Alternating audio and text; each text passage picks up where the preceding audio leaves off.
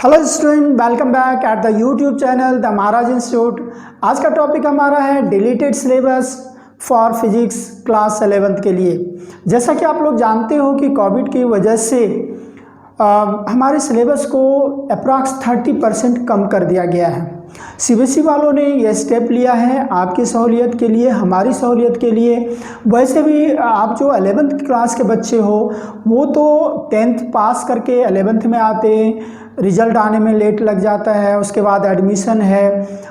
और जब सबसे जो महत्वपूर्ण बात ये है कि 10th में कोई डेरिवेशन नहीं था, कोई ज़्यादा न्यूमेरिकल्स नहीं थे, लेकिन जब हम 11th में आते हैं तो ड्रास्टिक चेंज होता है in physics. Particular subject physics में ड्रास्टिक चेंज होता है, क्योंकि इस क्लास में दैट मीन्स 11th क्लास में डेरिवेशन है और हर एक चैप्टर में न्यूमेरिकल्स हैं, जबकि वैसा 10th में नहीं था।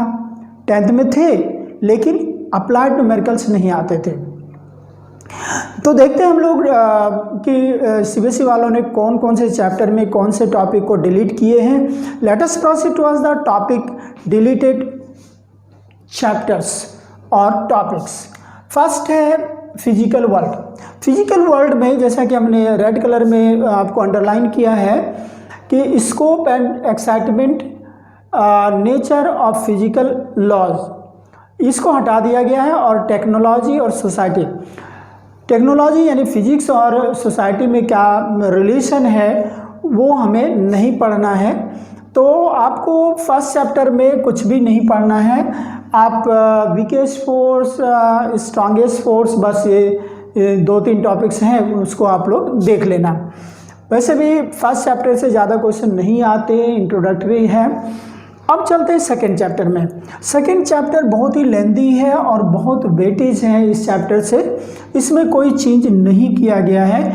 इसमें आपके कई पार्ट्स हो जाते हैं, जैसे यूनिट्स है ना, सिस्टम ऑफ यूनिट्स है, उसके बाद आपको डायमेंशन फार्मूला है और applications of dimension formula, 4-5 applications हैं डायमेंशन फार्मूला के, वो आपको करने हैं। उसके बाद एरर्स है, सिग्निफिकेंट फिगर है और एरर का सम, डिफरेंस, प्रोडक्ट, ये सारे आपको करने हैं। तो सेकेंड चैप्टर आपके लिए बहुत बहुत इंपॉर्टेंट चैप्टर है, तो इसको आप ध्यान देना। थर्ड चैप्टर में मोशन इन स्ट्रेट लाइन, जैसा कि आपने 9th में भी पढ़ा होगा। Frame of reference, motion in straight line, position, time graph और स्पीड एंड वेलोसिटी। अप्रॉक्सीमेटली ये चैप्टर ही बिल्कुल ख़त्म हो गया है। अब यहाँ पर एक्सेलरेशन को नहीं हटाया है। तो एक्सेलरेशन को नहीं हटाया, इसका मतलब है कि आपको इक्वेशन ऑफ मोशंस करने हैं। इक्वेशन ऑफ मोशन में बेसिकली 3 इक्वेशंस हैं। v = u + at, s = ut + ½ at square और v² - u² = 2s। ये 3 इक्वेशन को क्या करना होता है, हमें प्रूव करना पड़ता है, डेराइव करना पड़ता है इस फार्मूले को बाय जनरल मेथड या ग्राफिकल मेथड या कैलकुलस मेथड। जनरल मेथड नहीं पूछे जाते हैं, आपको ग्राफिकल मेथड और कैलकुलस मेथड करना है इसमें। तो मोशन इन स्ट्रेट लाइन हो गया आपका। उसके बाद मोशन इन प्लेन।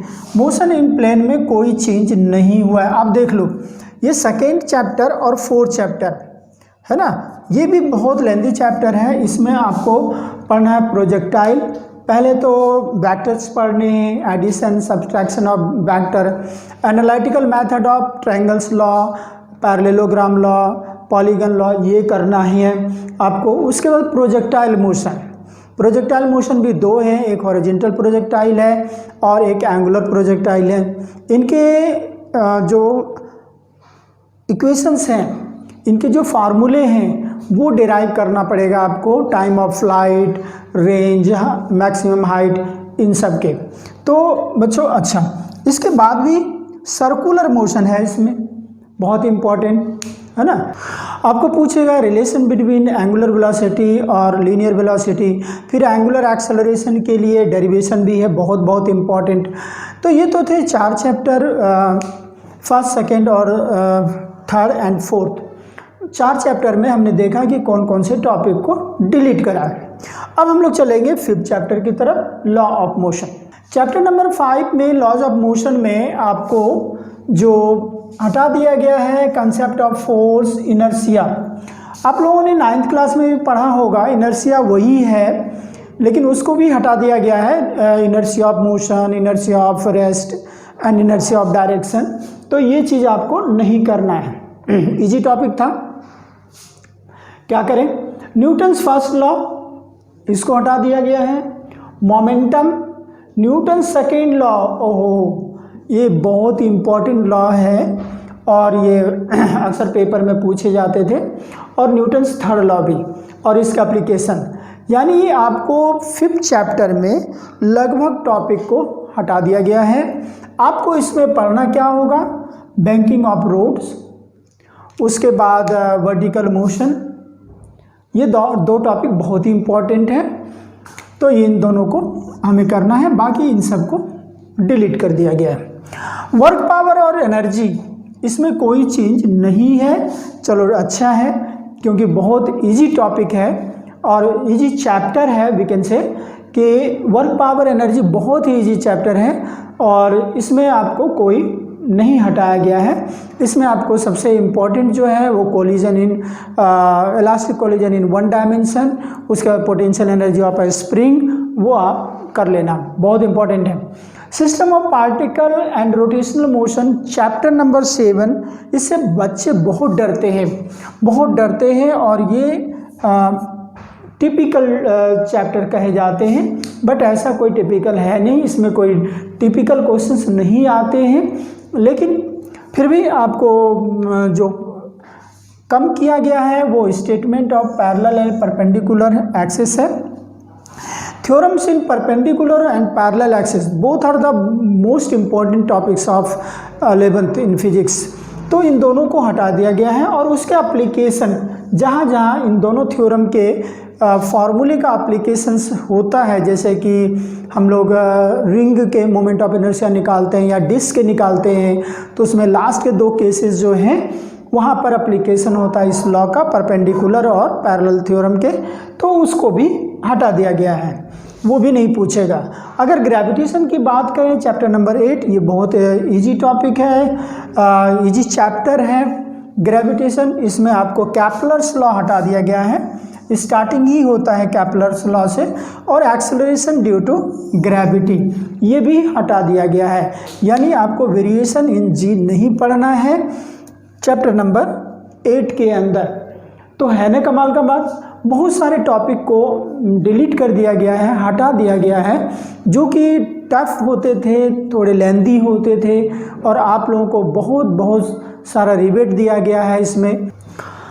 बच्चों अगर चैप्टर नंबर 9 की बात करें तो चैप्टर का नाम है मैकेनिकल प्रॉपर्टीज ऑफ सॉलिड्स। इसमें आपको जो नहीं पढ़ना है वो इलास्टिक बिहेवियर है, मॉडुलस ऑफ रिजिडिटी है, पॉइसन्स लॉ है और इलास्टिक पोटेंशियल एनर्जी।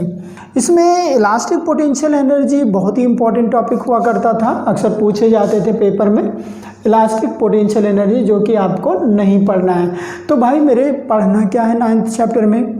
तो पढ़ना है आपको स्ट्रेस पढ़ना है, स्ट्रेन पढ़ना है, उसके बाद स्ट्रेस और स्ट्रेन ग्राफ पढ़ना है, जो मोस्ट इम्पॉर्टेंट है आपके लिए, और वो ज़रूर पूछे जाते हैं, किसी भी रूप में पूछे लेकिन पूछे जाते हैं स्ट्रेस स्ट्रेन ग्राफ। उसके बाद है कि which is more elastic, rubber और स्टील, ये सब आप लोग कर लेना।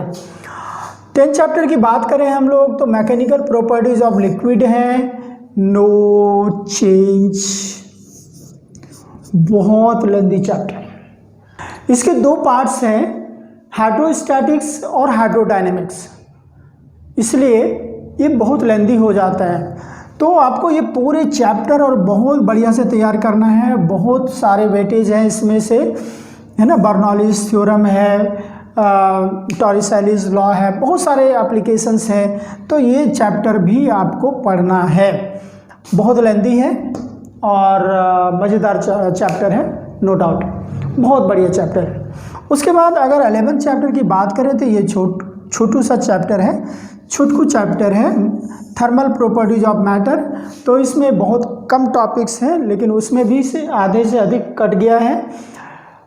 हीट और टेम्परेचर स्केल नहीं पढ़ना है। हीट ट्रांसफ़र में हीट जो ट्रांसफ़र होता है उसके 3 मेथड होते हैं, कंडक्शन, कन्वैक्शन और रेडिएशन।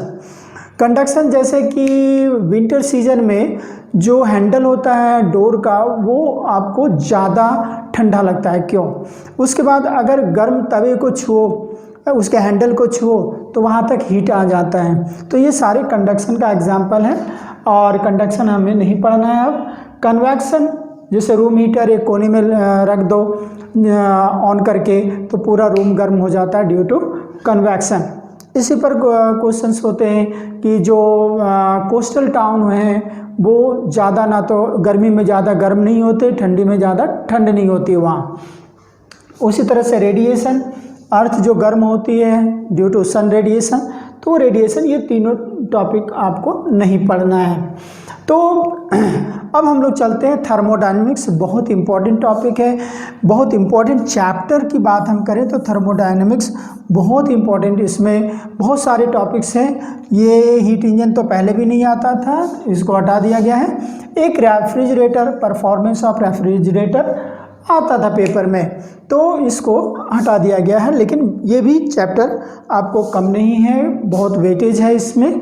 आपको isothermal, condition of isothermal, work done, adiabatic, condition of adiabatic, work done in adiabatic process, तो ये बहुत सारे टॉपिक्स हैं इसमें पढ़ने के लिए। बच्चों आप नोट कर रहे हो ना? नोट कर लो, या नहीं तो आप पॉज करके आप एनसीईआरटी बुक लेकर बैठो, ज़्यादा बेटर है। और एनसीईआरटी बुक में आप टिक लगा लो, तो आप पेंसिल से कि आपको पता रहेगा कि ये सर्टेन टॉपिक ओमिटेड है, डिलीटेड है। अब हम लोग चलेंगे चैप्टर नंबर 13 में। बच्चों 13 चैप्टर की बात अगर हम लोग करें, काइनेटिक थ्योरी ऑफ गैसेस में कोई चेंज नहीं हुआ है और ये बहुत छोटा चैप्टर है, इसलिए आपको डरने की बात नहीं है। ऑसिलेशन में भी कोई चेंज नहीं है। ये दोनों छोटे छोटे चैप्टर्स हैं और आप आसानी से कर सकते हो। वेव्स एक थोड़ी सी लेंदी है और इसमें ज़्यादा टॉपिक्स थे, तो उसमें से आपको fundamental modes of vibration of a string ये हटा दिया गया है। स्ट्रिंग को अगर जैसे गिटार के वायर्स हैं उसको हम वाइब्रेट करते हैं तो इसके कई मोड ऑफ वाइब्रेशन होते हैं, तो उसको हटा दिया गया है, नहीं पढ़ना है।